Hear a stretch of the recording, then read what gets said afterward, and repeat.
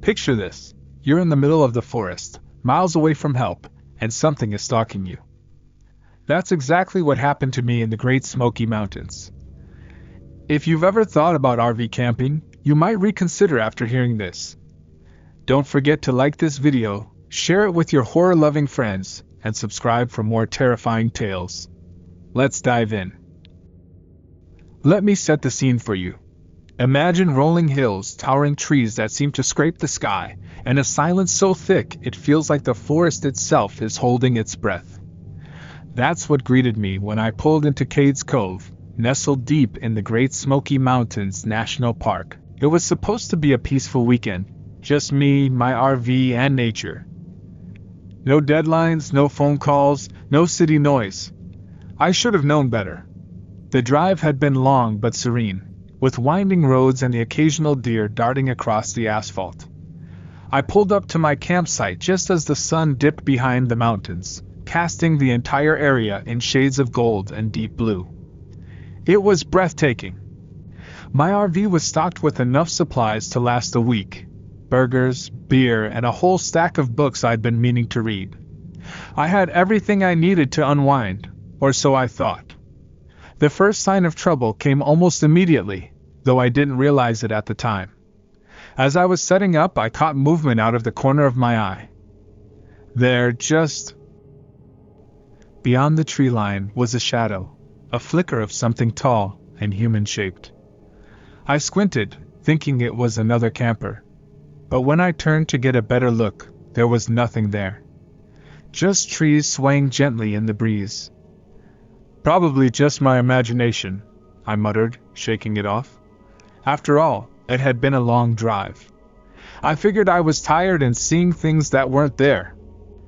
I went back to setting up my gear, grilling a burger, and cracking open a cold beer. The stillness of the forest was unsettling, but I chalked it up to the isolation. That's why I came here, right? To get away from it all? The real chill didn't hit until after sundown. I was sitting outside, staring up at the stars, so many stars that they seemed to form a blanket over the world, when I heard it. A faint scratching noise like nails on wood. At first I thought it was coming from inside the RV, so I grabbed my flashlight and went to investigate. But the sound wasn't inside. It was coming from underneath. Heart pounding, I crouched down and shone the light beneath the RV. Nothing, just the dry, rocky ground. And a few scattered pine needles. It's just an animal, I told myself, my voice sounding shaky even to me. Probably a raccoon or a stray cat. Still, I couldn't shake the feeling that something wasn't right. I double-checked the RV's locks before heading inside, closing the blinds tightly and turning on the radio to drown out the silence. The scratching stopped, but that feeling of being watched lingered long into the night. If I had known what was waiting for me in the days ahead, I would have turned around right then and there. But I didn't. I stayed. And that was my first mistake. Let me know if you'd like me to continue. The next morning, I woke up feeling oddly restless. The kind of unease that sits heavy in your chest, like you've forgotten something important. It didn't make sense.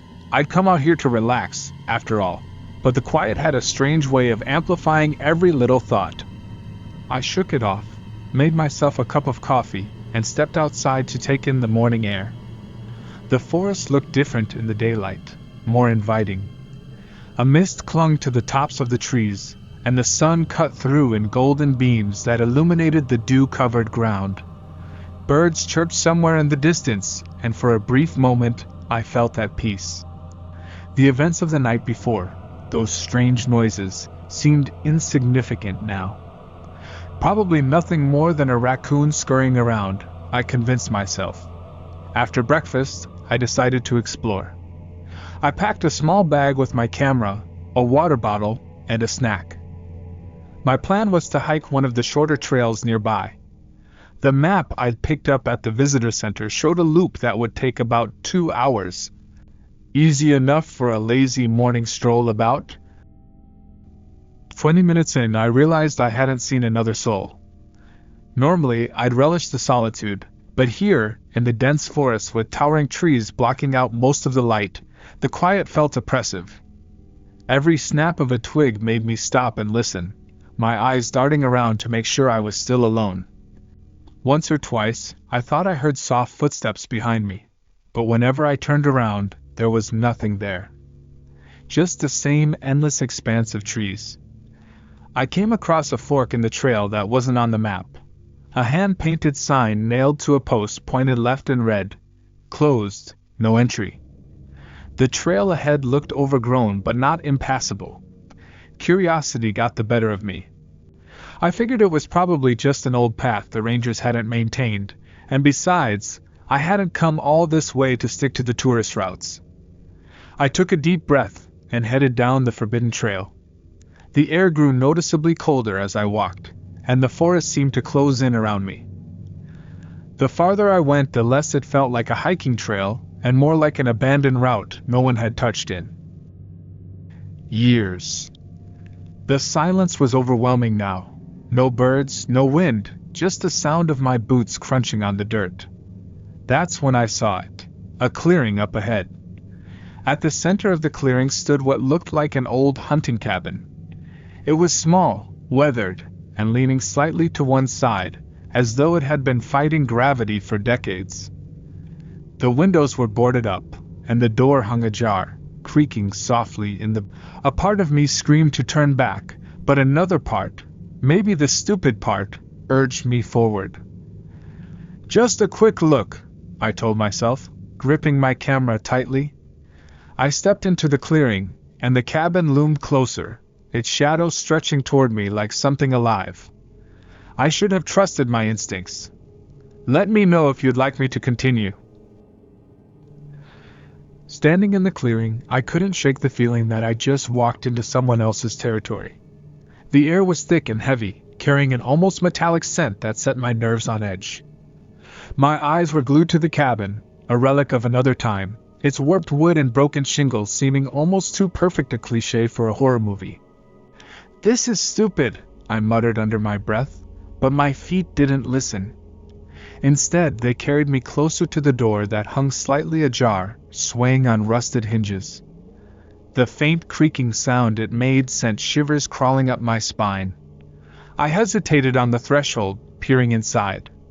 The interior was dark, save for thin beams of light that filtered through cracks in the boarded-up windows. Dust floated in the air, catching the light in tiny ghostly particles. The room was sparse, just a single table and chair, a wood stove in the corner, and shelves lined with rusted cans and jars. Everything about the place screamed abandonment, but it was too intact to have been forgotten for long. It was as if someone had left in a hurry, expecting to come back but never did. Curiosity got the better of me. I stepped inside, careful to avoid the broken floorboards near the entrance. The air was stale, and that metallic scent I'd noticed earlier was stronger here. I reached for my camera, snapping a couple of pictures of the strange setting. It wasn't every day you stumbled on something like this in the middle of nowhere. As I adjusted the lens to capture the old stove, something caught my eye, a dark stain on the floor near the table. I crouched down to get a better look. The stain was deep red, almost brown, and sticky to the touch. My stomach turned. Blood. Or at least, that's what it looked like. The sound of a sudden thud made me jump, and I instinctively turned toward the door. It had slammed shut. My heart raced as I scrambled to my feet, gripping my camera like a weapon. I scanned the room, every shadow suddenly feeling like it was moving. I was alone, or so I hoped. "Hello?" I called out, my voice shaky. The silence that followed was deafening, broken only by the creak of the old building settling around me. I reached for the doorknob, but it wouldn't budge. Panic bubbled in my chest as I pulled harder. "This isn't funny," I shouted, hoping someone, or something, would hear me. But the forest outside offered no response. Then, I heard it. A low, guttural growl. It wasn't coming from outside. It was coming from behind me. Slowly I turned, my flashlight trembling in my grip. In the shadows near the stove, something moved. A figure, crouched low and barely visible. My mind screamed for me to run, but my body was frozen in place. That's when it spoke. A single word, dripping with malice. Leave. I didn't wait for a second invitation to leave. My heart felt like it might explode as I spun toward the door and yanked on it with all my strength. The old wood groaned in protest, but it finally gave way, slamming open with enough force to send me stumbling into the clearing. My foot caught on a root, and I hit the ground hard, scraping my hands against the dirt. I didn't care. I just needed to put as much distance as I could between me and that cabin. As I scrambled to my feet, I glanced back for just a second. The door, which had been wide open moments ago, was now shut again. But worse than that, in one of the boarded windows, I thought I saw a face. Pale, almost skeletal, with dark, sunken eyes that seemed to pierce right through me. I froze, rooted to the spot as the figure tilted its head ever so slightly, like it was studying me. Then it disappeared. Gone as quickly as it had appeared. Get a grip, I muttered, my voice shaking. But the rational part of my brain was failing to explain what I had just seen, or what I had just heard inside. That growl, that voice, it wasn't human. It couldn't have been. I didn't stick around to question it. With adrenaline pumping through my veins, I grabbed my bag and bolted down the trail. My boots slammed against the ground, each step echoing unnaturally loud in the eerie silence. It felt like the trees were closing in on me, their shadows stretching across the path like clawed hands trying to pull me back. I don't know how long I ran before I finally saw the familiar bend in the trail that led back to the main campground. Relief surged through me as the open space came into view. My RV stood exactly where I'd left it, a beacon of safety in the encroaching darkness. I sprinted the last few yards, not stopping until I reached the door. My hands shook so badly that it took 3 tries to get the key into the lock. Once inside, I slammed the door shut and locked it, twisting the latch 3 times just to be sure. My breathing was ragged, and my shirt was soaked with sweat, despite the cool mountain air. I sank into the small couch, trying to calm down, but every sound outside made me jump. The rustling leaves, the creak of a branch, the distant hoot of an owl. It all felt like part of something larger, like the forest itself was alive and watching me. I reached for my phone to call someone, anyone, but of course, there was no signal. Typical. I thought about leaving, but night was falling fast, and the idea of navigating those winding mountain roads in the dark didn't seem much safer than staying put.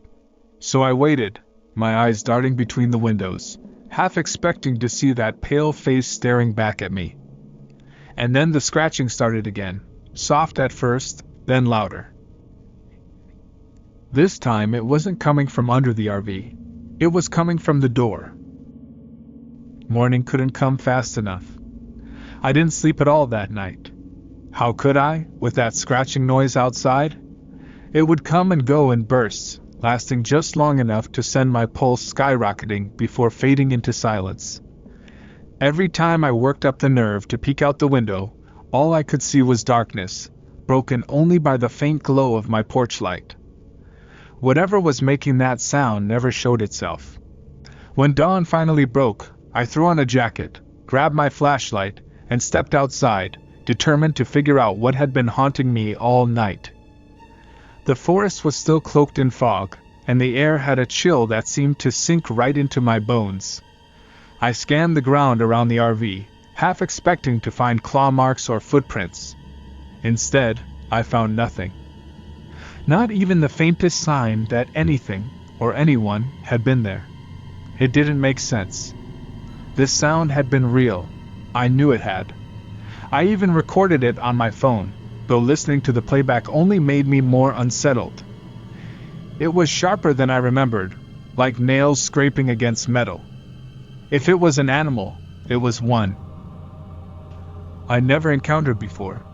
I told myself I was overreacting. Maybe I was just on edge from the weird experience at the cabin. Still, I couldn't shake the feeling that I wasn't alone out here. I needed to get out of my head, so I decided to do what I came here to do: explore. If I stayed at the campsite all day, I'd drive myself insane. After a quick breakfast, I packed a bag and headed back onto the trail, this time sticking to the marked paths. The forest seemed less threatening in the daylight, with beams of sunlight cutting through the trees and illuminating the ground in patches of golden light. The birds were singing again, and for a while, I felt like maybe I just let my imagination run wild. About an hour into the hike, I came across a strange sight. Just off the trail, partially hidden by overgrown brush, was what looked like an old campsite.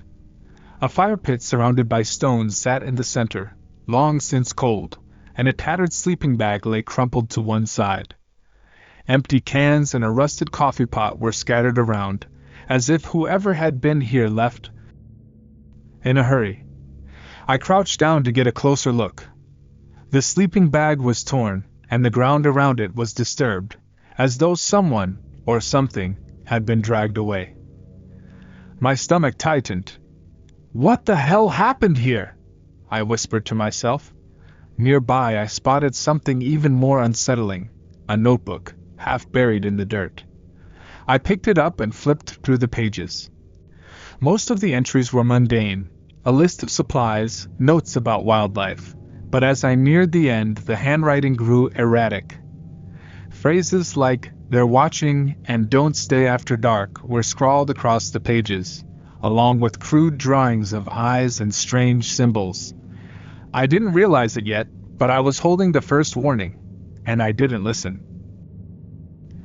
The more I flipped through the notebook, the worse the entries became. Words like "trapped," "they're coming," and "nowhere to hide" leapt off the pages. The writing became messier, jagged as if the author's hand had been shaking. On one page there was a crude drawing of a figure standing in the woods, tall, distorted, with impossibly long limbs. Beneath it was a single word, scrawled in bold, uneven letters: "Run." I slammed the notebook shut, my pulse racing. This was no ordinary journal. Someone had been out here, clearly paranoid, or worse, terrified of something. But what? And why had they left it behind? The rational part of my brain tried to come up with an explanation.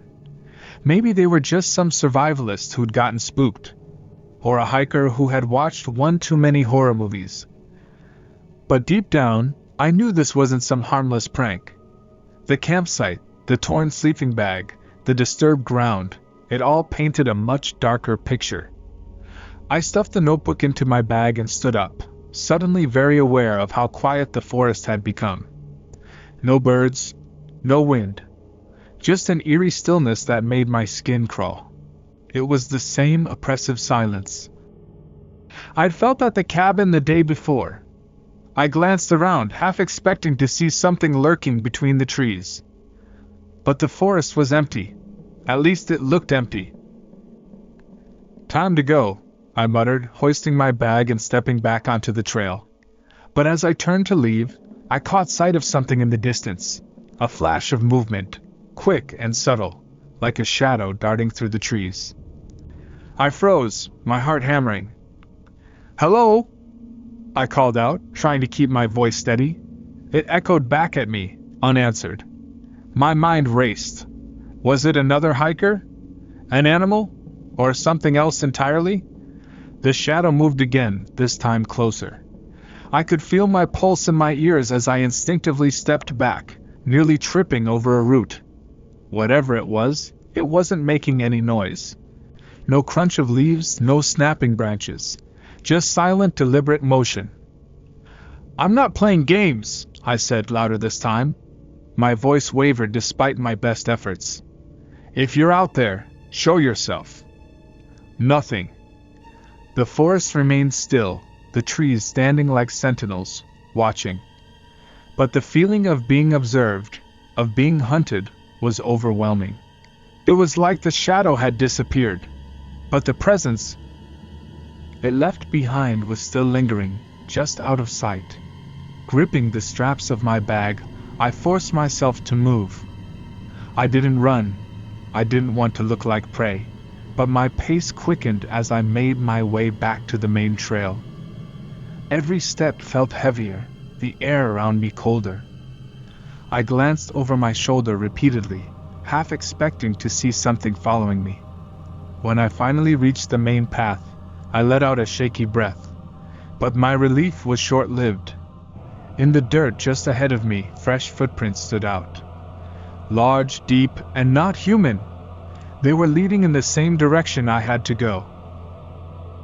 I stood frozen, staring at the footprints in the dirt.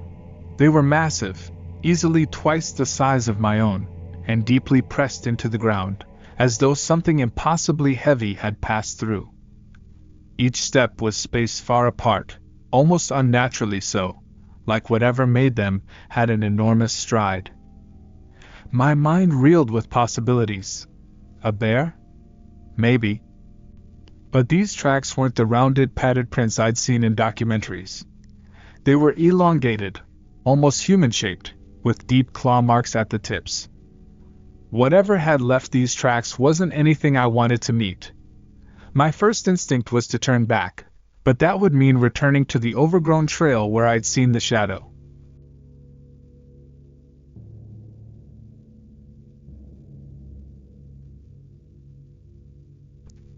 The idea of heading back toward the strange campsite, or worse, the cabin, was even more unsettling. No, the main trail was my only option. I adjusted my bag, took a deep breath, and pressed forward, forcing myself to ignore the unease gnawing at my gut. The trail twisted and turned as it led me deeper. Every so often, I'd glance down and see the footprints, always ahead of me, as if whatever made them was leading me somewhere. I tried to convince myself they were old, that whatever creature had passed through was long gone, but the tracks were too fresh. The edges of the impressions were sharp, undisturbed by time or weather. My nerves were shot. Every sound, the rustle of leaves, the snap of a twig, made me flinch. I couldn't shake the feeling that I was being watched. The forest, once serene and beautiful, now felt oppressive and alive, like it was conspiring against. I picked up my pace, my legs burning as I pushed forward. That's when I saw it. Up ahead, just off the trail, was something hanging from a low branch. As I got closer, my stomach turned. It was a bundle of feathers and bones, tied together with what looked like strands of hair. The feathers were matted and dirty, and the bones had been sharpened into jagged points, forming some sort of crude totem. It swayed gently in the breeze, making a soft clicking sound as the bones knocked together. "What the hell is this?" I whispered, my voice barely audible over the pounding of my heart. I took a step closer, my curiosity battling with my growing fear. The totem was unsettling, but it wasn't the only Around the base of the tree, the ground was littered with smaller objects, bits of cloth, charred pieces of wood, and even what looked like teeth. Human teeth. My stomach lurched, and I had to turn away to keep from gagging. This wasn't just some animal's territory. Someone or something had made this. And it wasn't here to welcome hikers. A snap of a branch behind me shattered the silence. I spun around, my heart leaping into my throat. For a split second, I thought I saw something move between the trees, a pale shape, fast and silent. I wasn't alone. I stood rooted to the spot, staring at the tree line where I thought I'd seen the movement. My pulse was pounding so loudly in my ears that I could barely hear anything else. The forest around me felt different now, as if it had been holding its breath and was finally exhaling. The air was heavy, the kind of stillness that made every hair on my body stand on end. And then it came again, a flicker of movement, faster this time. A pale, human-like shape darted between the trees, too quick for me to focus on but impossible to ignore. My breath caught in my throat. I wanted to believe it was just my mind playing tricks on me, but the logical part of my brain was starting to lose the fight. "Who's there?" I called out, my voice trembling despite my best efforts to sound steady. No answer. Just the creak of the trees swaying in the wind and the occasional rustle of leaves. I scanned the area, gripping the straps of my backpack as though they might somehow anchor me to reality. A bead of sweat slid down the side of my face, and I wiped it away with a shaky hand. Then I heard it, a faint, almost imperceptible whisper. At first I thought it was the wind, but the words became clearer as they drifted through the trees. "Go back." The voice was raspy, hollow, and inhuman. It wasn't close, but it wasn't far, either. That was enough for me. I didn't care what it was, who it was, or why it was here. All I knew was I spun around and started back toward the main trail, walking as fast as I could without breaking into a full-on sprint. The last thing I wanted was to trip and fall, leaving myself vulnerable. The totem I'd seen earlier swayed ominously in the corner of my vision as I passed it, the clicking of the bones seeming louder now, more deliberate. It felt like a warning, a final reminder to leave while I still could. But as I rounded the bend in the trail, I stopped dead in my tracks. The footprints were back, only this time they weren't leading in the same direction as before. They were pointed toward me. The realization hit me like a punch to the side. Gut. Whatever had been ahead of me on the trail had doubled back. And it was following me now. My hand started to shake as I fumbled for my phone. I didn't care if I had no signal. I needed the comfort of holding on to something. As I unlocked the screen, I glanced up and froze. Just ahead, standing at the edge of the trail, was a figure. It was tall, unnaturally so, with limbs that seemed too long for its body. Its skin was pale, almost translucent, and its face, it didn't have one. Just smooth, featureless skin where eyes, a nose, and a mouth should have been. The phone slipped from my hands and hit the dirt with a dull thud. I couldn't move. I couldn't breathe. The figure tilted its head, as if curious, then raised one impossibly long arm and pointed at me. "Leave," it whispered again. I don't know how long I stood there, frozen, staring at that thing on the trail. Every instinct I had screamed at me to run, but my body refused to listen. It didn't move, but its presence was suffocating, like the forest itself was closing in around me. Its featureless face, smooth, pale, and unnervingly blank, seemed to lock onto me, even without eyes. "Leave," the voice came again, barely above a whisper. It didn't come from the figure itself, but from the air around me, as if the forest was repeating its command. That was all it took. My legs finally obeyed and I bolted. I didn't care about the trail anymore. I just ran, crashing through the underbrush, branches clawing at my arms and legs. The forest seemed endless, no matter how fast or far I ran. The trees blurred together, and I could hear my own ragged breathing over the pounding of my boots on the dirt. But I wasn't alone. Behind me, I could hear it. Not footsteps exactly, something heavier, slower, but deliberate. It wasn't crashing through the forest like I was. It was following methodically, as if it knew I had nowhere to go. I dared. A glance over my shoulder, and that was my second mistake. The figure wasn't walking. It was gliding, its movements smooth and unnatural, as though it wasn't bound by the laws of this world. Its long arms swayed slightly with each movement, and even though it wasn't moving quickly, it was gaining on me. I tripped on a root and went sprawling, my hands hitting the dirt hard. Pain shot through my wrist, but I didn't have time to think about it. I scrambled to my feet, desperate to put more distance between me and that thing. My lungs burned, and my vision blurred with tears, but I kept going, zigzagging through the trees, hoping to lose it. Then I saw it, a break in the trees up ahead. The trail. Relief surged through me as I stumbled back onto the path, my boots sliding on the loose dirt. I didn't stop running until I could see the glint of sunlight on metal. My RV. It was right where I'd left it, parked at the edge of the campground like a lifeline. I sprinted the last few feet, throwing myself at the door and fumbling with the keys. My hands were shaking so badly that it took 3 tries to unlock it. When I finally did, I yanked the door open and slammed it shut behind me, locking it with trembling fingers. Collapsing onto the couch, I tried to catch my breath, my chest heaving. Outside, the forest was quiet again, almost peaceful. But I knew better now. The silence wasn't safety. It was a warning. I glanced toward the window, half expecting to see that blank face staring back at me. Instead, there was nothing. Just the trees, swaying gently in the breeze. For now. Let me tell you, when I saw those footprints, my heart dropped. And that wasn't the worst part. What would you do if you were completely alone in the woods and heard someone, or something, outside your door? Stay tuned, because the scariest part of this story is just ahead. Like, comment, and let me know your wildest camping experience. The RV felt like a fragile bubble of safety, thin and ready to burst at any moment.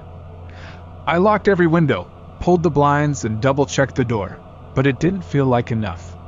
My mind raced, replaying the image of that thing on the trail. Its long, unnatural limbs, its blank face, and the way it moved like it wasn't bound by gravity. Whatever it wasn't human. And it was still out there. I sat on the couch, staring at my shaking hands, trying to make sense of what had just happened. Maybe I was losing it. Maybe I hadn't seen anything at all. But deep down, I knew that wasn't true. The footprints, the totem, the whisper. It was all real. Too real. The sun was setting now, and the shadows outside grew longer, stretching across the campground like dark fingers. The warm light that had once made this place feel inviting now seemed to flicker, turning the forest into a menacing labyrinth of shapes and sounds. I decided to distract myself. Grabbing the notebook I'd found earlier, I flipped through its pages again. There was something about the erratic handwriting, the desperate scrawls, that made my stomach turn. The last few entries were the worst. I hear them at night. They never come inside, but they're always watching. The forest isn't right. It shifts. It traps you. The forest isn't right. It shifts. It traps you. I slammed the notebook shut and tossed it onto the table, my hands trembling. Whoever wrote that was no longer here, and I had a sinking feeling I knew why. The thought sent a shiver through me. What had I walked into? As I sat there, staring blankly at the notebook, a loud thud jolted me out of my thoughts. It came from the roof of the RV. My heart skipped a beat as I froze, listening. Another thud followed, heavier this time, like something had dropped from a height and landed directly above. I grabbed a flashlight and stood up, my legs wobbling as adrenaline coursed through me. It's just a branch, I whispered to myself, trying to believe it. But deep down, I knew better. Branches didn't make sounds like that. The RV creaked, as if something, or someone, was shifting its weight on top of it. Slowly I moved toward the door, every instinct screaming at me to stay put. But I had to know. I couldn't sit there and wait for whatever it was to make the first move. Clutching the flashlight tightly, I stepped outside into the cold, damp air. The forest around me was eerily quiet, the kind of silence that made you feel like you were being watched. I tilted the flashlight up, its beam cutting through the darkness as I aimed it at the roof. Nothing. Just as I was about to relax, the beam caught movement out of the corner of my eye, a pale hand, impossibly long, disappearing over the edge of the roof. Whatever it wasn't gone. It was waiting. I froze, my flashlight trembling in my hand. The pale hand, thin, elongated, and unnervingly human, disappeared as quickly as it had appeared. My legs screamed at me to run, but my curiosity, or stupidity, kept me rooted to the spot.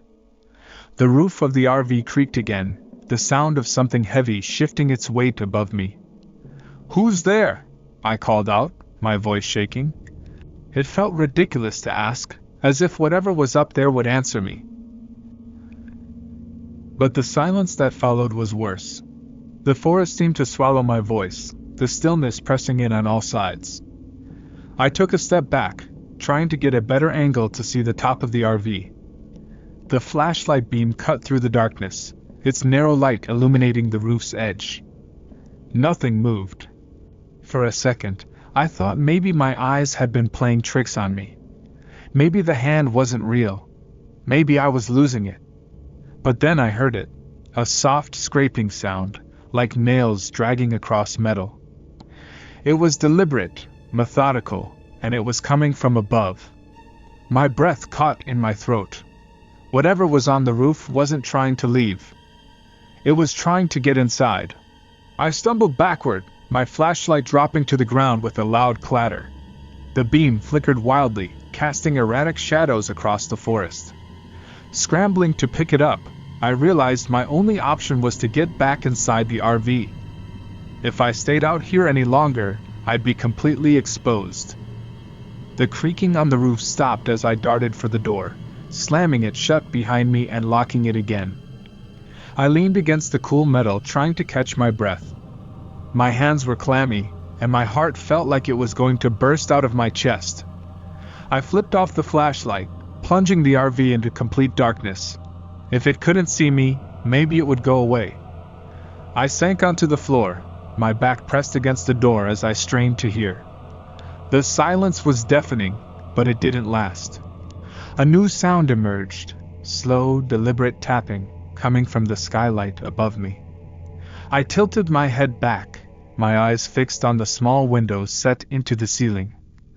At first I saw nothing, just the faint glow of moonlight filtering through. Then something moved. A shadow passed over the glass, blocking out the fair light. My stomach turned as I watched the shadow shift and stretch, taking shape. Long fingers, those same pale, spindly fingers, pressed against the glass. They left smudges as they slid down, almost as if it was testing the barrier. I held my breath, praying it wouldn't find a way in. The tapping grew louder, more insistent, and then stopped altogether. For a moment, I thought it had given, but then a new sound filled the air, a deep, guttural growl that seemed to reverberate through the walls of the RV. It wasn't leaving, and I was trapped. The growling sound echoed through the RV, low and guttural, like a predator warning its prey. My chest tightened, and I clutched the flashlight like it was some sort of weapon. The air inside the RV felt stifling, pressing down on me as if the walls themselves were closing in. Every instinct screamed at me to run, but where could I go? Outside the forest was dark and endless, and inside I was a sitting duck. Then came the first thud. It was sharp and heavy, as if something had slammed a fist, or worse, a head, against the roof. The whole RV shook. My eyes shot up to the skylight, where the pale hand had been moments before, but now there was nothing. Just the dull reflection of the moonlight. For a brief second, I allowed myself to hope that maybe, just maybe, it was gone. But the second thud, this time, it was louder, more forceful, and it came from the side of the RV.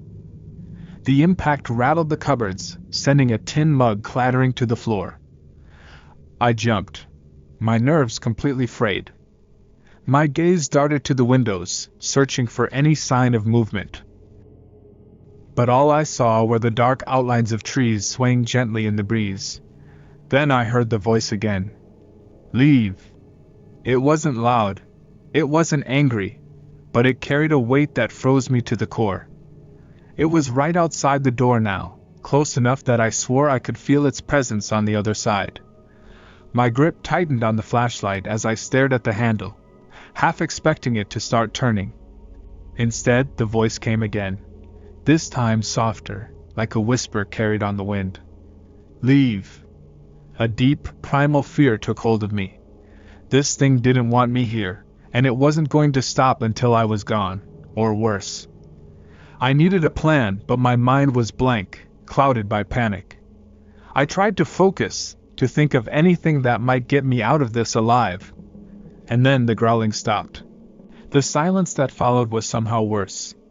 It wasn't the peaceful kind of quiet you'd expect in a forest. It was oppressive, heavy, and unnatural, like the world itself was holding its breath. My pulse hammered in my ears as I waited for the next sound, the next sign of its presence. Minutes passed. Maybe more. I couldn't tell. My hands were sweaty, and my legs felt like they were made of lead. And then, just as I thought it might actually be over, there was a faint scratching noise. It wasn't coming from the roof this time. It wasn't coming from the door either. It was coming from the window. I turned my head slowly, my stomach twisting in knots. Outside the glass, illuminated by the faint glow of moonlight, was the pale, featureless face. It was pressed against the window, its blank surface mere inches from me. And then it tilted its head, as if it could see me, even without eyes. Leave, it whispered, the sound almost mocking. And then it smiled. That smile, it was the most horrifying thing I'd ever seen. It stretched too far, curling unnaturally up the sides of its face, as if the skin itself were being torn. There were no teeth, no lips, just a gaping void where a mouth should be. My breath hitched as I pressed my back against the opposite wall of the RV, trying to put as much distance as possible between me and that thing. Its head tilted again, slow and deliberate, as though it were studying me. I couldn't look away, even though every fiber of my being screamed at me to. I clutched the flashlight tightly, pointing it at the window, but my hands were shaking so badly that the beam wobbled, illuminating the monstrous figure in broken fragments. The smile faded as its head straightened, and the tapping started again. This time, it wasn't slow or rhythmic. It was frantic, almost angry, like claws scraping against the glass. The sound was deafening in the otherwise silent RV, and I could feel the vibrations reverberating through the walls. "Stop!" I shouted, my voice cracking. "Just stop!" It didn't. If anything, the tapping grew more erratic, more violent. Cracks began to spiderweb across the glass, and my stomach dropped. The window wasn't going to hold. I stumbled to my feet, my thoughts racing. I needed to do something, anything, to stop it. My eyes darted around the RV, searching for something I could use. My phone was useless. There was no signal out here. The flare gun. I had packed it as a precaution for emergencies, and this definitely qualified as one. I grabbed the flare gun from the cabinet above the sink, fumbling to load it as the cracks in the window deepened. My hands were shaking so badly that it took 2 tries to lock the flare into place. I pointed it at the window, my heart pounding. "Leave me alone!" I screamed, pulling the trigger. The flare erupted in a burst of blinding red light, the recoil knocking me backward. The glass shattered instantly, and for a moment I thought the flare had hit its target. But when I scrambled to my feet, the thing was gone. I leaned against the wall, gasping for breath, my ears ringing from the shot. Outside, the forest was still, the shattered window now framing an empty void of trees and darkness. I told myself it was over, that the flare had scared it off, but deep down, I knew better. I stayed frozen in place, listening, waiting for any sign of movement. And then I heard it. The same voice, low and guttural, echoing from somewhere in the forest. "You can't leave." The words sent a chill down my spine. It wasn't a command this time, it was a promise. And then the RV began to rock. The RV lurched violently, throwing me to the floor. My head smacked against the edge of the couch, sending stars exploding across my vision. I scrambled to my knees, clutching the couch for support as the entire vehicle groaned under the force of something outside. It felt like a giant had grabbed the RV and was shaking it like a toy.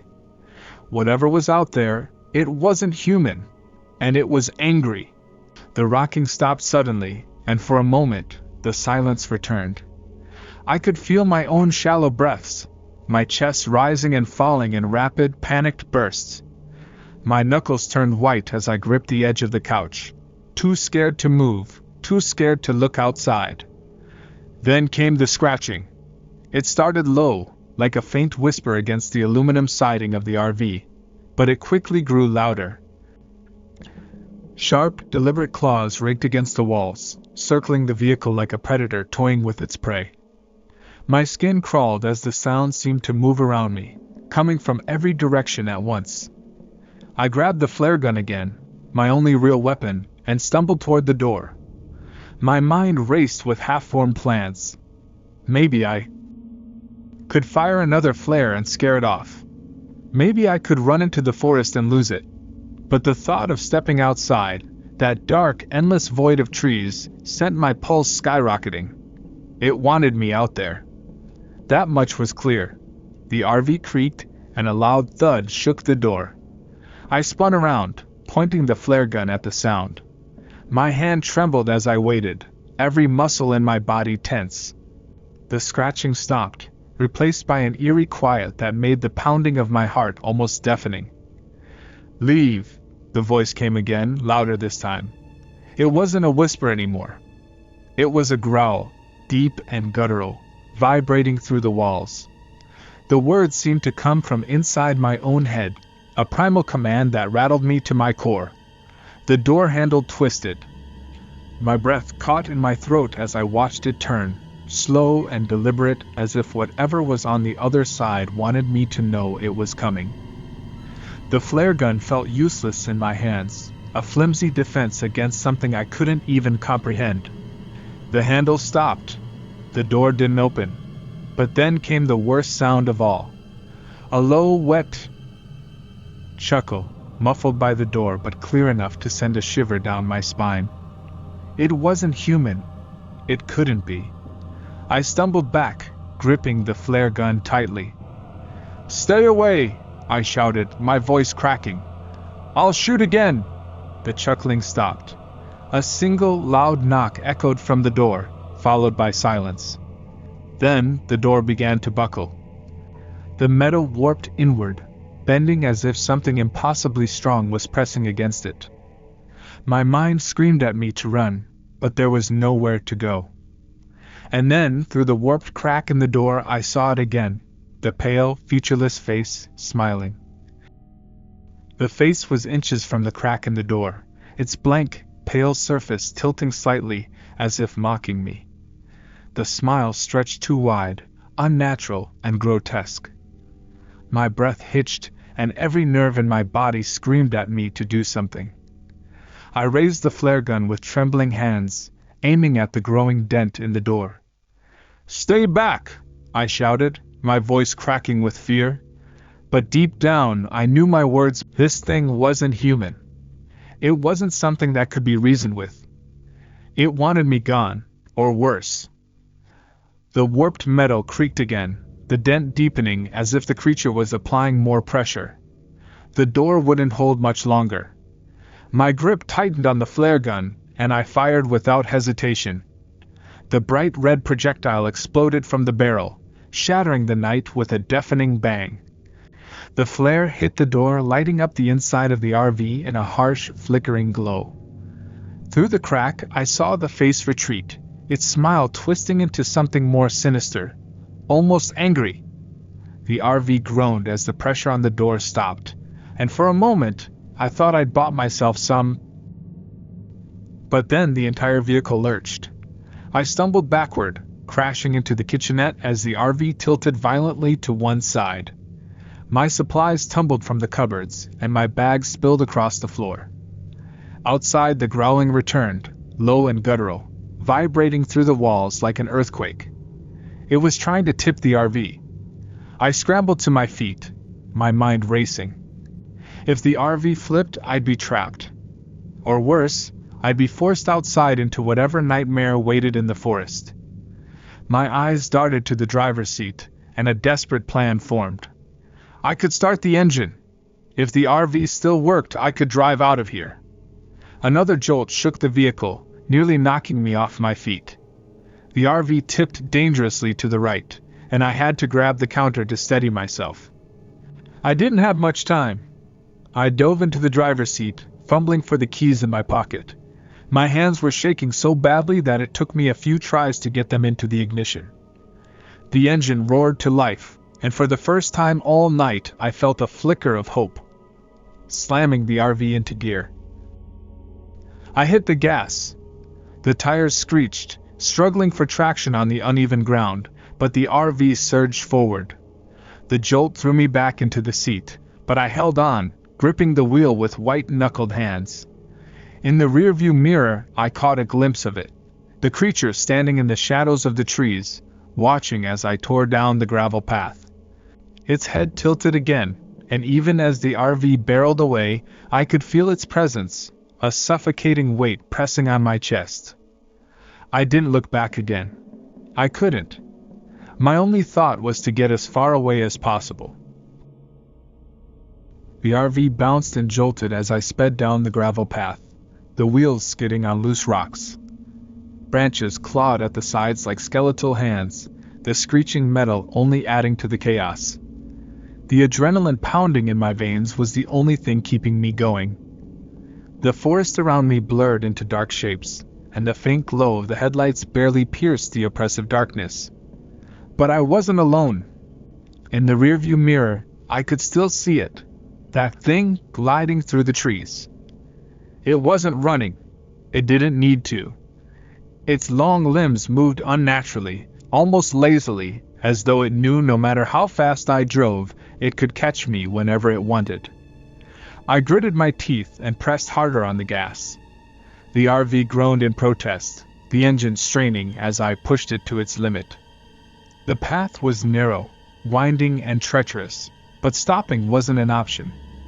Up ahead, the gravel gave way to a narrow bridge, a rickety wooden structure that looked older than the forest itself. My heart sank. It didn't look like it could hold the weight of the RV, but there was no time to turn back. The growling sound returned. This time louder, echoing through the trees like a predator's warning. I glanced in the mirror again, and instantly regretted it. The creature was closer now, its pale, featureless face illuminated briefly by the taillights. The smile was gone, replaced by something far worse, an expressionless void that radiated malice. Come on, I muttered, gripping the wheel tightly as the RV barreled onto the bridge. The wood creaked and groaned beneath the weight, and for a terrifying moment, I thought it might collapse. The headlights illuminated the drop below, a deep ravine shrouded in mist. If the bridge gave out, there'd be no coming back. The RV jolted violently as one of the wooden planks snapped, the back wheels slipping for just a moment before finding traction again. My knuckles turned white as I held the wheel steady, refusing to let fear take over. Halfway across the bridge, the RV lurched again, this time from an impact. Something had hit the side, a loud, echoing thud that made the entire vehicle shudder. I didn't need to look to know what it was. The creature was on the bridge with me. Not now, I hissed through gritted teeth, slamming my foot on the gas. The RV roared forward, the wheels spinning against the unstable planks. Another impact came, this time on the roof, followed by the unmistakable sound of claws dragging across the metal. The end of the bridge was just ahead. 10 feet. 5 feet. The RV shot off the wooden structure and onto solid ground with a deafening crash, the suspension groaning in protest. I slammed on the brakes, skidding to a stop just past the bridge. For a moment, I dared to breathe. But then I heard it, the slow, deliberate creak of the bridge behind me. It was still coming. The RV sat idling on solid ground, but I couldn't relax. My hands gripped the steering wheel so tightly that my fingers ached, and my eyes were fixed on the rearview mirror. The bridge swayed behind me, the wood groaning under the weight of something heavy. The creature was still coming, its long limbs visible in the faint moonlight. It moved deliberately, its pale, featureless face tilted toward me like it knew I had nowhere else to run. Think, I muttered to myself, forcing my trembling hands off the wheel. I needed a plan. The RV was my only shield, but it felt like nothing more than a tin can against whatever this thing was. I scanned the interior, searching for anything I could use. My eyes landed on the flare gun lying on the passenger seat. It was empty, spent during my earlier panic. Useless now. The bridge gave a sharp, splintering crack. My breath caught in my throat as the sound echoed through the forest. The creature was nearly at the end, and the wood beneath it looked ready to collapse. But it didn't seem to care. It just kept moving, slow and deliberate, as if it knew time was on its side. I shoved the RV into gear and slammed my foot on the gas. The tires screeched against the gravel as the vehicle surged forward, the engine roaring in protest. Trees blurred past me, the narrow road twisting and turning in a maze of shadows. I couldn't afford to make a mistake. One wrong turn, one skid, and I'd be stuck, or worse. Behind me, the bridge finally gave out. The sound of splintering wood and crashing debris filled the air, but I didn't dare look back. My hope flickered for a brief moment. Maybe the creature had fallen with it. Maybe this nightmare was finally over. But then I heard it again. The growl. Low, guttural, and impossibly close. My blood ran cold as I glanced in the mirror. The creature hadn't fallen. It was keeping pace with the RV, gliding through the forest like a shadow, its limbs unnaturally stretched. Its pale face flickered in and out of the trees, always watching, always closing the distance. "How?" I whispered, panic rising in my chest. It didn't make sense. Nothing about this made sense. I pressed the gas pedal to the floor, the RV lurching as it struggled to gain speed. The engine whined, protesting the strain, but I couldn't slow down. Not now. Up ahead the road forked. One path led deeper into the forest, the other climbed a steep hill. Without thinking, I swerved toward the hill, the RV's tires skidding on loose gravel as I made the sharp turn. The incline was brutal, and the engine groaned under the weight, but I pushed forward, hoping the creature couldn't follow. The growl rose again, this time louder. My stomach twisted as I realized the truth. It wasn't following me up the hill. It was waiting for me at the top. The hill felt like it went on forever, the RV groaning and struggling against the steep incline. The headlights illuminated the narrow road ahead, flanked by trees so thick they looked like impenetrable walls. My hands gripped the wheel tightly, and my heart pounded in rhythm with the tires crunching against the gravel. I could hear the growling still, closer, louder, as if it were resonating inside the RV itself. I refused to look in the mirrors again. What was the point? It was there. I knew it. I didn't need to see that pale, featureless face again to feel its oppressive presence pressing down on me like a weight I couldn't escape. The incline flattened out suddenly, and the road opened into a clearing. Relief surged through me, but it was fleeting. The clearing was wide and circular, surrounded by tall trees that swayed in the wind like silent sentinels. There was nowhere else to go. The road ended here. Damn it! I slammed the brakes, the RV screeching to a halt. Dust and gravel billowed around me, clouding the headlights. My mind raced, trying to piece together a plan. I could reverse, go back the way I came, but that meant heading straight toward the thing chasing me. Or I could abandon the RV and make a run for it. The forest might be thick enough to slow it down, but it was also an endless maze. I'd never find my way out in the dark. As I sat there, Frozen with indecision, the growling stopped. The silence was worse. The absence of sound made every shadow outside the RV seem alive. My chest tightened as I glanced at the windshield, half expecting to see that face staring back at me. But there was nothing there, just the trees and the swirling dust, illuminated by the flickering beams of the headlights.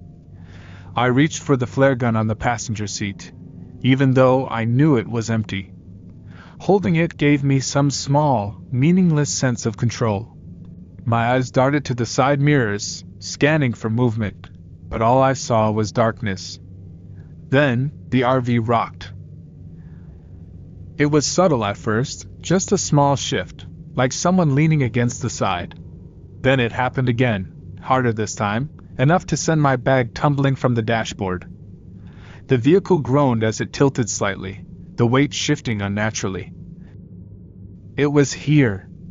I forced myself to move, crawling across the small space to the back of the RV where I kept a toolbox.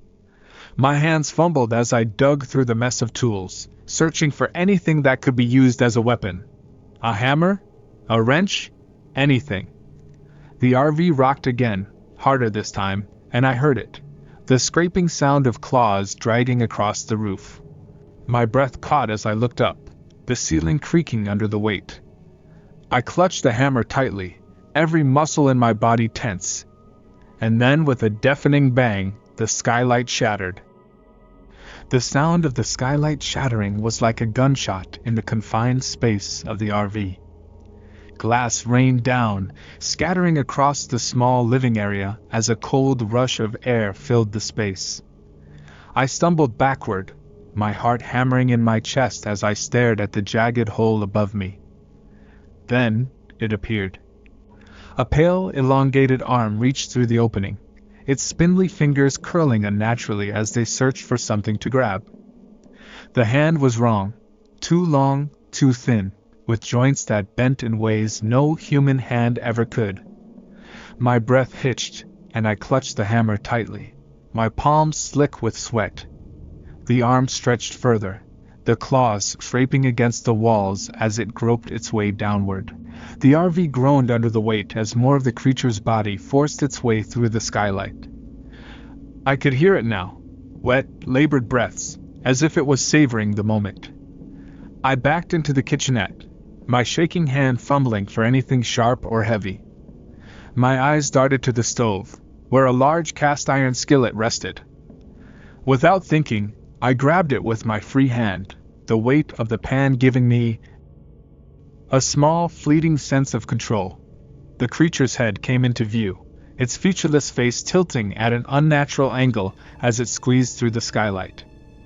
It paused, turning toward me despite having no eyes. That same grotesque smile stretched across its blank surface, wider than before, splitting its pale skin like cracked porcelain. "You can't run," it whispered, the words low and guttural, echoing in the small space. The sound wasn't coming from its face but seemed to fill the air itself, invading my mind like a parasite. The hammer slipped from my grip, clattering to the floor. My body felt frozen, my mind screaming at me to move, to fight, to do something. But the oppressive weight of its presence held me in place, paralyzed with fear. The creature lunged, its arm reaching for me with a speed that didn't match its slow, deliberate movements before. Adrenaline kicked in, and I swung the skillet with every ounce of strength I had. The pan connected with a sickening crack, sending the creature's arm jerking backward. It let out a high-pitched, inhuman screech that made my ears ring. For the first time, it looked almost startled, its smile faltering for a split second. I didn't wait for it to recover. I scrambled toward the driver's seat, grabbing the hammer as I passed, and slammed my hand down on the ignition. The RV roared to life, the engine vibrating beneath me. I shoved it into gear and hit the gas, the wheels spinning on the loose gravel before catching traction. The RV lurched forward, and the creature's body slammed into the back wall with a loud thud. It wasn't gone. I could hear it clawing at the walls, its guttural growl rising in pitch. But I didn't care. My only thought was to keep driving, to put as much distance as I could between me and whatever nightmare this was. And then, through the shattered skylight, I heard it whisper again, "You can't escape." The RV roared down the gravel road, bouncing over rocks and potholes as I gripped the wheel with shaking hands.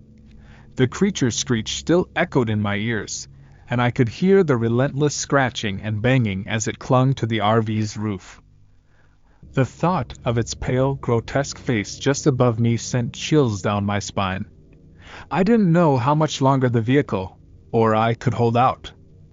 The forest around me grew denser, the trees closing in like an endless tunnel. The headlights barely pierced the darkness, casting long, flickering shadows that seemed to move on their own. My heart raced as I leaned forward, desperate to see an opening ahead, a sign of escape, anything. Another thud shook the RV, and I felt the vehicle swerve as something heavy shifted on the roof. My knuckles whitened on the steering wheel. "Stay on the road," I muttered to myself, my voice trembling. "Just stay on the damn road." I couldn't think about what would happen if I stopped. That wasn't an option. My only choice was to keep going, to keep pushing forward until I found help, or daylight. But the growling above me grew louder, more guttural, reverberating through the thin metal shell of the RV. Whatever this thing was, it wasn't giving up. A sharp screech tore through the air as the creature's claws raked against the side of the RV, carving deep, jagged lines into the metal. The sound made my skin crawl, and I flinched instinctively. My foot pressed harder on the gas, the engine straining as the RV picked up speed. And then I saw it, a glimmer of hope. Up ahead, through the maze of trees, the road seemed to widen, opening into a clearing. My chest tightened with a mix of relief and fear. A clearing meant space, visibility. But it also meant there was nowhere to hide. As the RV barreled into the clearing, I slammed on the brakes. The vehicle skidded to a stop, dust and gravel flying into the air. I didn't care about the jolt or the mess. My eyes were locked on what lay ahead. There, in the middle of the clearing, stood an old fire tower. It was tall and rickety, its wooden frame silhouetted against the faint light of the moon. A narrow staircase spiraled up its side, leading to a small cabin at the top. It wasn't much, but it was high ground, and it was my only chance. I grabbed the hammer and flashlight, shoving them into my bag. The RV rocked again, a guttural growl echoing from above. I threw open the door and leapt out, the cold night air hitting me like a wall. My legs felt like lead as I sprinted toward the tower, my breaths coming in ragged gasps. Behind me I could hear it, the scraping of claws against metal, the low growl growing closer. I didn't look back.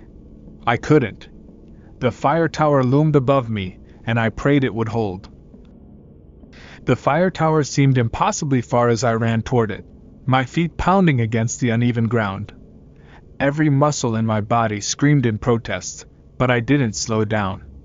Behind me, the growls grew louder, more guttural, and I could hear the heavy thuds of the creature hitting the ground.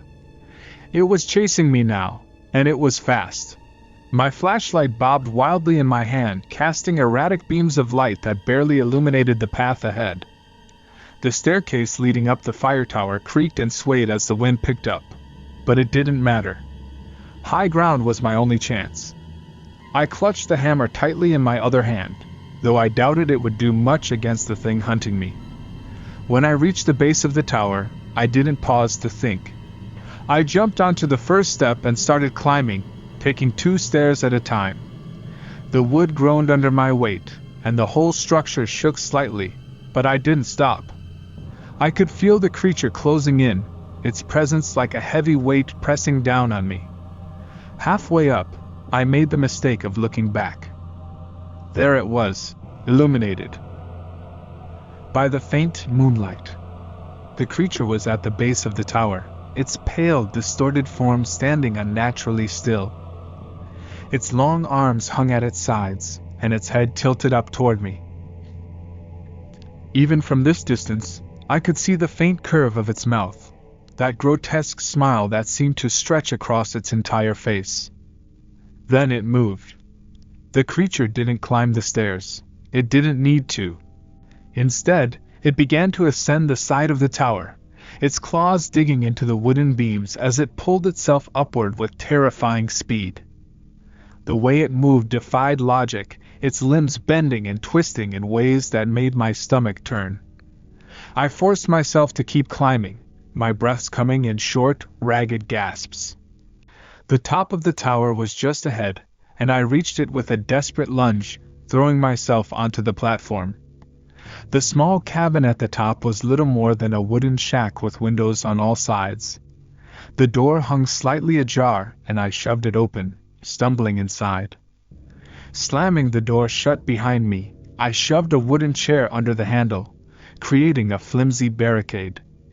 My hands trembled as I fumbled for my flashlight, its beam revealing the sparse interior of the cabin. A small desk sat against one wall, and a rusted radio was perched on it. I rushed to the radio, twisting the dials frantically, praying for a signal.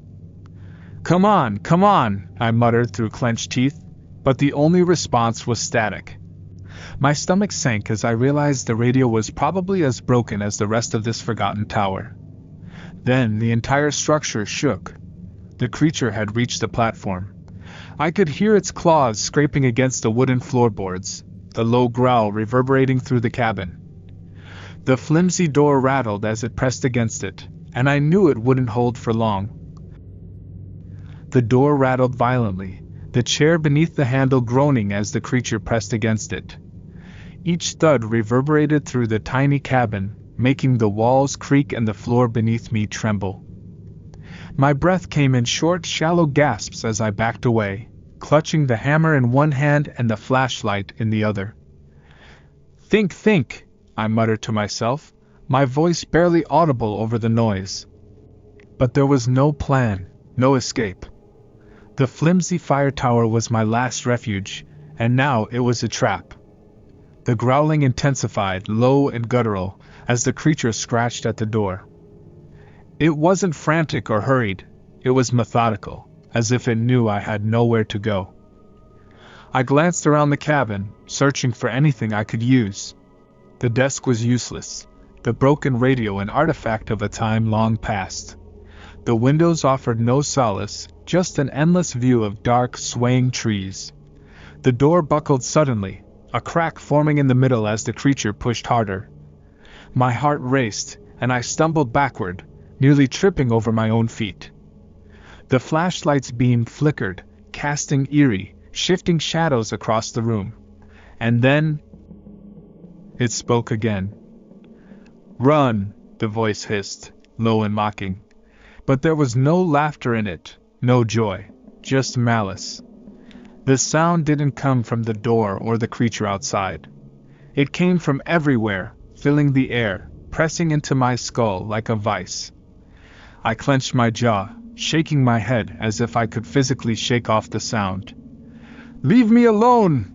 I shouted, my voice cracking with death. I raised the hammer, though I knew it was a futile gesture.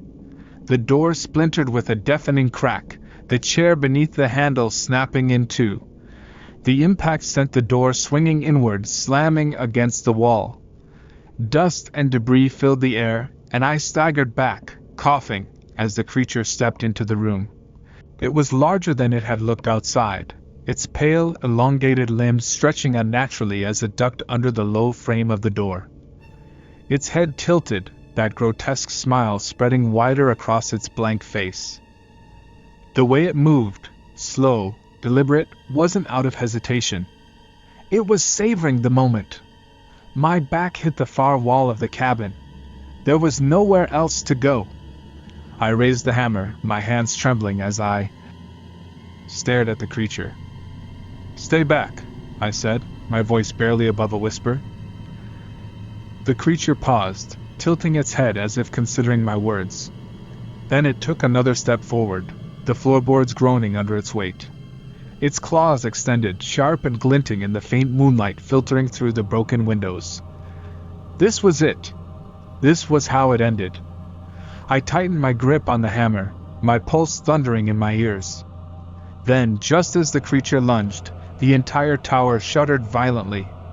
A loud, splintering crack echoed through the air. The floor beneath us tilted, and for a terrifying moment, I realized the fire tower was collapsing. The tower groaned as the floor tilted beneath my feet, the sound of splintering wood reverberating through the air. I stumbled, barely managing to stay upright, as the cabin lurched violently. The creature didn't falter. It moved with terrifying precision, its long limbs compensating for the instability as though the collapsing structure was part of its plan. The hammer slipped from my hand and clattered to the floor as I reached out, grabbing onto a window frame to steady myself. Through the jagged glass, I could see the ground far below, rapidly coming closer, as the tower began to collapse inward on itself. My breath caught in my throat. If I didn't do something, I was going down with it, and so was that thing. The creature lunged again, its claws swiping through the air just inches from my face. I ducked instinctively, throwing myself toward the broken radio on the desk. My hands moved on autopilot, grabbing the heavy, rusted device and swinging it with all the strength I could muster. The radio connected with a sickening crack, and the creature reeled back, an inhuman screech ripping through the air. But I didn't have time to celebrate. The floor gave way beneath me, and suddenly, I was falling. The world tilted violently, and my stomach lurched as I tumbled out of the cabin. My arms flailed, grasping for anything to stop my descent. My fingers caught the edge of the fire tower's staircase, the impact jolting through my shoulders as I clung desperately to the splintered wood. Above me, the creature loomed, its pale face illuminated by the moonlight. Its smile had returned, impossibly wide and filled with malice. It reached down, its elongated arm stretching toward me with deliberate intent. I kicked wildly, my boot connecting with the wood just inches from its hand, but it didn't stop. "Leave," it whispered, the word carrying an unnatural weight that made my head swim. The tower groaned again, the entire structure swaying dangerously. Another sharp crack echoed through the forest as the support beam gave way, and I knew I had seconds at best. My grip slipped, and I felt the splinters biting into my palms as I fought to hold on. With a final desperate effort, I swung my legs toward the ladder rungs just below me. My foot caught one, and I scrambled to find purchase. My body screaming in protest. I didn't dare look up. The creature was still there. I could feel its presence, heavy and oppressive, like a storm bearing down on me. The tower shuddered one last time, and the creature let out a screech that sounded almost like rage. Then, with a deafening roar, the entire structure collapsed.